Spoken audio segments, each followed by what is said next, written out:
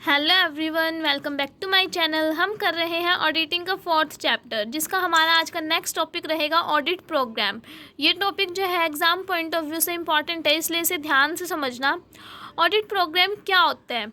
जब एक ऑडिटर को बुक्स ऑफ अकाउंट्स को ऑडिट करने के लिए अपॉइंट किया जाता है, तो उसके लिए ऑडिटर को पहले प्लानिंग करनी पड़ती है कि उसे क्या काम किस तरीके से करना है, उसके लिए कितने एम्प्लॉयज़ हो, कितने असिस्टेंट को अपने साथ लेके जाने की ज़रूरत है, कितने टाइम में उसे अपना ऑडिटिंग वर्क जो है कंप्लीट करना है, किन टेक्निक्स को अडॉप्ट करना है ऑडिट वर्क करते हुए। यानी कि जो ऑडिटिंग का पूरा प्लान है कि उसे क्या कुछ करना है, कैसे करना है, वो ऑडिट प्रोग्राम के अंदर आता है। यानी डिटेल्ड प्लान, ऑडिटिंग का डिटेल्ड प्लान जो है वो ऑडिट प्रोग्राम कहलाता है। हम ये देखते हैं कि ऑडिट प्रोग्राम के ऑब्जेक्टिव्स क्या होते हैं, किन उद्देश्यों की वजह से ऑडिट प्रोग्राम को बनाया जाता है। फर्स्ट रहेगा कंप्लीट वर्क, यानी कि ताकि सारी बुक्स ऑफ अकाउंट्स जो है कंप्लीट ऑडिट हो जाए, इसलिए ऑडिट प्रोग्राम को बनाया जाता है। नेक्स्ट रहेगा डिवीज़न ऑफ वर्क, यानी काम जो है डिफरेंट असिस्टेंट के अंदर अच्छे से डिस्ट्रीब्यूट हो जाए, इसलिए प्रोग्राम को बनाया जाता है। प्रोग्रेस ऑफ वर्क, यानी ये पता चलता रहे कि काम कितना अच्छे से हो रहा है, कितना जल्दी जल्दी हो रहा है, इसलिए अगर कोई एम्प्लॉय बीच में छोड़ जाता है तो सेम वर्क जो है कोई दूसरा पर्सन उसको टाइमली पूरा कर दे, और ताकि कोई काम बीच में छूट ना जाए और सभी एम्प्लॉयज़ की रिस्पॉन्सिबिलिटी फ़िक्स की जा सके। ये उद्देश्य है, इनको पूरा करने के लिए ऑडिट प्रोग्राम को बनाया जाता है। ऑडिट प्रोग्राम जो है कितने टाइप्स का होता है? 2 टाइप्स का होता है, स्टैंडर्ड प्रोग्राम और टेलर मेड प्रोग्राम। फर्स्ट रहेगा स्टैंडर्ड प्रोग्राम। ये जो है एक ऐसा प्रोग्राम होता है, एक ऐसा प्लान होता है जो स्टैंडर्ड पे बेस्ड होता है, यानी इसके अंदर बार बार चेंजेस नहीं किए जाते। एक बार इस प्लान को बना लिया, वही सभी ऑर्गेनाइजेशन में अप्लाई किया जाता है। ये जो है बेसिक होता है, इससे प्लान्ड प्रोग्राम भी बोलते हैं और फिक्स प्रोग्राम भी बोला जाता है। टेलर मेड प्रोग्राम, ये एक ऐसा प्लान या प्रोग्राम होता है जिसको हर ऑर्गेनाइजेशन के हिसाब से अलग अलग बनाना पड़ता है, यानी इसके अंदर चेंजेस होते रहते हैं। टाइमली ऑडिटर को इसके अंदर चेंजेस करने पड़ते हैं। Essentials of a good audit programme, यानी एक ऑडिट प्रोग्राम को अच्छा कैसे बनाया जा सकता है, किस तरीके से उसे बनाया जाना चाहिए। इन राइटिंग, हमारा जो ऑडिट प्रोग्राम है वो रिटन में होना चाहिए, ताकि एम्प्लॉयज़ उसके अकॉर्डिंग अपना काम करता रहे, उसे बार बार अपने एम्प्लॉयर से पूछना ना पड़े कि क्या काम करना है, कैसे करना है। सेकंड रहेगा क्लैरिटी, ऑडिट प्रोग्राम जो बनाया गया है वो क्लियर होना चाहिए, ताकि जितने भी एम्प्लॉयज़ हैं, जितने भी असिस्टेंट हैं, वो अच्छे से काम कर सके, उन्हें पता हो कि क्या काम कैसे करना है। अगर वो भूल भी गए हैं तो वो ऑडिट प्रोग्राम को चेक करके उसे समझ सकें। थर्ड रहेगा डिवीज़न ऑफ वर्क।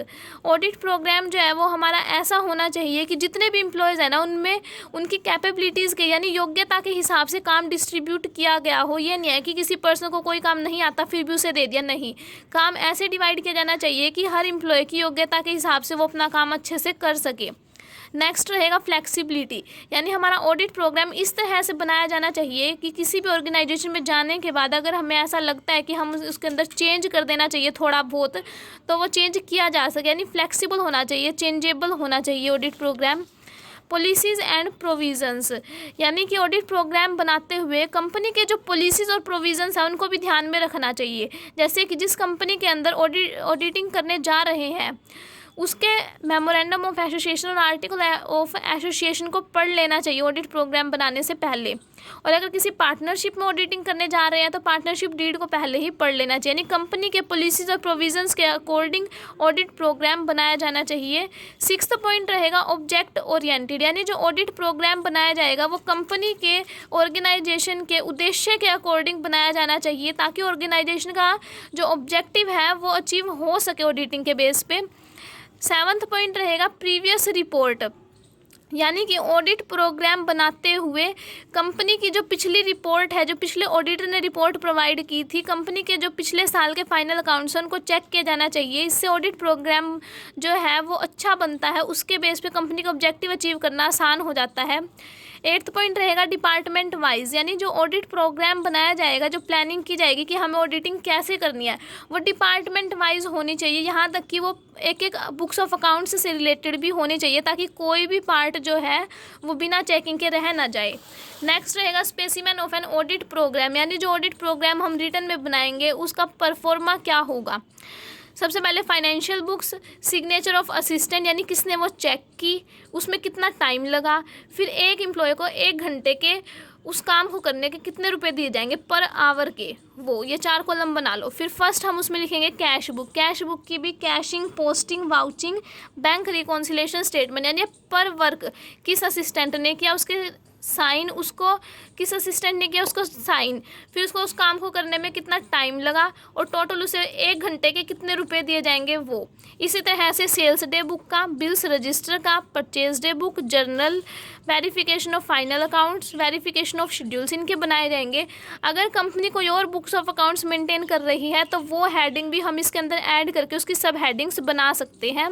नेक्स्ट रहेगा कि ऑडिट प्रोग्राम को बनाने के फ़ायदे क्या होते हैं, एक ऑडिटर को क्या क्या फ़ायदे मिलते हैं ऑडिट प्रोग्राम को बनाने के, यानी कि ऑडिटर इतनी सब चीज़ें पहले ही सोच लेता है, उससे उसको क्या फ़ायदा होता है। फर्स्ट पॉइंट रहेगा distribution of work according to ability, यानी कि जो वर्कर्स होते हैं, जो असिस्टेंट हैं ऑडिटर के, उनको उनकी योग्यता के हिसाब से काम मिल जाता है, वो ज़्यादा अच्छे से काम कर पाएंगे। सेकंड फ़ायदा होगा डेटर्मिनेशन ऑफ रिस्पॉन्सिबिलिटी, यानी कि उनकी रिस्पॉन्सिबिलिटी, जवाबदेही जो है वो निश्चित की जा सकती है। अब हर एम्प्लॉय को पता है कि जो वो काम कर रहा है ना, उसके लिए उससे जवाब भी मांगे जा सकता है अगर वो काम गलत करेगा तो इसलिए सारे अपना काम अच्छे से करते हैं जो असिस्टेंट होते हैं वो, तो हर किसी की रिस्पॉन्सिबिलिटी इसमें जो है वो निश्चित की जा सकती है। थर्ड पॉइंट रहेगा इवैल्यूएशन ऑफ प्रोग्रेस, यानी कि प्रोग्रेस का पता चलता रहता है इससे कि कितना काम आगे बढ़ रहा है, यानी एम्प्लॉय ने काम कितना अच्छे से किया है, कितना काम जल्दी जल्दी हो रहा है, एम्प्लॉयज़ की एफिशिएंसी का पता चलता है, क्योंकि यहाँ पे जो सारा वर्क है वो रिटर्न में है, ऑडिट प्रोग्राम भी रिटर्न में बनाया गया और एम्प्लॉयज़ किस तरह से वर्क कर रहे हैं वो भी ऑडिटर चेक करता रहता है। फोर्थ पॉइंट रहेगा uniformity in work, audit programme पहले ही बना दिया तो सारे उसी के अकॉर्डिंग काम करें, नहीं काम जो है वो समानता के साथ हो रहा है, जिस स्पीड से होना चाहिए वैसे हो रहा है, जैसे पिछले सालों में ऑडिटिंग की गई थी वैसे इस साल की जा रही है, तो इससे ये फ़ायदा मिल जाता है। इसके 2 फ़ायदे होते हैं बेसिकली अगर हम देखें तो, पहला तो ये होता है कि काम जो है ऑडिट वर्क जो है यूनिफॉर्मिटी के साथ कंप्लीट हो जाता है और इसमें टाइम वेस्टेज नहीं होती, बार बार ऑडिट प्रोग्राम बनाना पड़ेगा तो वो टाइम वेस्ट नहीं होता। नेक्स्ट फ़ायदा क्या होता है, no effect of change in employees, यानी अगर कोई एम्प्लॉय बीच में छोड़ के चला जाता है तो किसी नए एम्प्लॉय को रखा गया तो वो उस काम को वहीं से स्टार्ट कर सकता है ऑडिट प्रोग्राम के बेस पे, क्योंकि वो उसके अंदर जो मेन रूल्स रेगुलेशंस है वो पढ़ सकता है। सिक्स्थ पॉइंट रहेगा प्रूफ इन कोर्ट, यानी अगर किसी ऑडिटर के ऊपर किसी क्लाइंट ने कोई झूठे इल्ज़ाम लगा दिए तो वो ऑडिटर जो अपना ऑडिट प्रोग्राम कोर्ट के अंदर प्रूफ करके खुद को बेकसूर साबित कर सकता है। नेक्स्ट रहेगा सेविंग ऑफ टाइम, यानी टाइम इसमें सेव हो जाता है, जब पहले प्लानिंग कर ली क्या काम करना है कैसे करना है तो बीच में अगर कोई भी रुकावट आता है तो हम ऑडिट प्रोग्राम को फॉलो कर सकते हैं, इससे टाइम सेव होता है। नेक्स्ट रहेगा सिमिल्टेनियस वर्क इन डिफरेंट बिजनेस, यानी कि एक ऑडिट प्रोग्राम बना दिया वो डिफरेंट बिजनेस के अंदर वर्क कर सकता है, जैसे हमने जो स्टैंडर्ड ऑडिट प्रोग्राम पढ़ा था ना उसकी बात कर रहे हैं यहाँ पे, उसके बेस पे ये पॉइंट बनाया। नेक्स्ट रहेगा कंप्लीट चेकिंग पॉसिबल, यानी कि ऑडिट प्रोग्राम बना दे तो कंपनी के जितने भी बुक्स ऑफ अकाउंट्स हैं उनको सभी को चेक किया जा सकता है। फैसिलिटी इन कंट्रोल, यानी कि बुक्स ऑफ अकाउंट्स को जो है कंट्रोल किया जा सकता है, क्योंकि सभी ऑडिटर के जितने भी वर्कर होते हैं उनके जो रिस्पॉन्सिबिलिटी है वो पहले ही फिक्स कर दी जाती है, इससे जो ऑडिटर का स्टाफ है वो ज़्यादा अच्छे से वर्क करेगा और जो नेग्लिजेंस के चांसेस हैं, यानी कि वो ध्यान से काम नहीं करते, उसके चांसेस भी कम हो जाता है, क्योंकि उनकी रिस्पॉन्सिबिलिटी फिक्स होती है, उन्हें लगता है कि अगर उन्होंने ध्यान से काम नहीं किया तो उनसे जवाब मांगे जा सकते हैं। नेक्स्ट आज का लास्ट टॉपिक रहेगा disadvantages of an audit programme, यानी इसके नुकसान क्या, ऑडिट प्रोग्राम पहले ही बना दिया जाता है तो उससे नुकसान क्या होते हैं। फर्स्ट पॉइंट रहेगा वर्क बिकम मैकेनिकल, यानी कि जो काम है वो मैकेनिकल हो जाता है। मैकेनिकल कैसे कि जो ऑडिट प्रोग्राम के अंदर लिख दिया गया है ना वही काम होएगा, बस उससे ऊपर कुछ काम नहीं होएगा। सेकंड रहेगा लैक ऑफ इनिशिएटिव, यानी कि कोई भी एम्प्लॉय जो है वो अपना कोई नया, अगर उसके माइंड में कोई नया आइडिया आ रहा है तो वो नहीं बताएगा, जस्ट ऑडिट प्रोग्राम को ही फॉलो करेगा।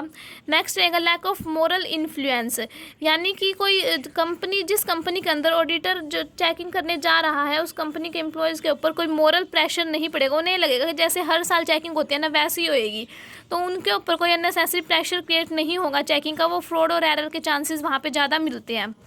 नेक्स्ट रहेगा डिफ़िकल्ट टू डिटेक्ट फ्रॉड, हर साल अगर ऑडिटर एक ही प्रोग्राम को अडोप्ट कर रहा है तो वहाँ पे फ्रॉड्स को डिटेक्ट करना, पकड़ना मुश्किल हो जाता है, क्योंकि वहाँ के एम्प्लॉयज़ को पता चल जाता है कि ऑडिटर किस तरह से चेकिंग करेगा, वो अलग तरीके से फ्रॉड की टेक्निक निकाल लेता है, तो वहाँ पे फ्रॉड को पकड़ना मुश्किल हो जाता है।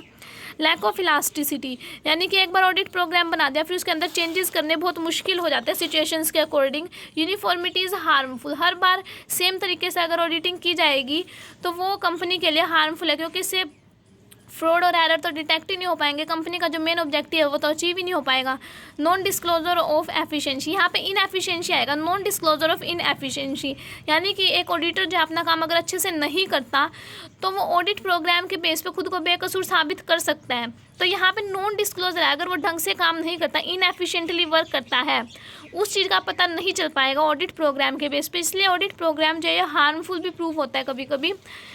हम ऑडिट प्रोग्राम को और अच्छा कैसे बना सकते हैं, ऑडिट प्रोग्राम के अंदर हमने जो मेन डिसएडवांटेज देखे उनको ख़त्म करके कैसे कि ऑडिट प्रोग्राम को थोड़ा इलास्टिसिटी रखना चाहिए और हर साल उसको सेम नहीं रखना चाहिए।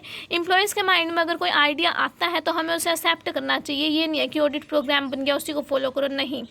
ऑडिट प्रोग्राम थोड़ा फ्लेक्सिबल होना चाहिए, बस इसी के बेस पे हम ऑडिट प्रोग्राम को ज़्यादा अच्छा बना सकते हैं। तो यहाँ पे आज हमारा ऑडिट प्रोग्राम का टॉपिक जो है वो ख़त्म हो जाता है। आई होप आप सभी को समझ आया होगा। समझ आया हो तो वीडियो को लाइक कर देना, चैनल पे नए हो तो चैनल को सब्सक्राइब कर लेना। Thank you.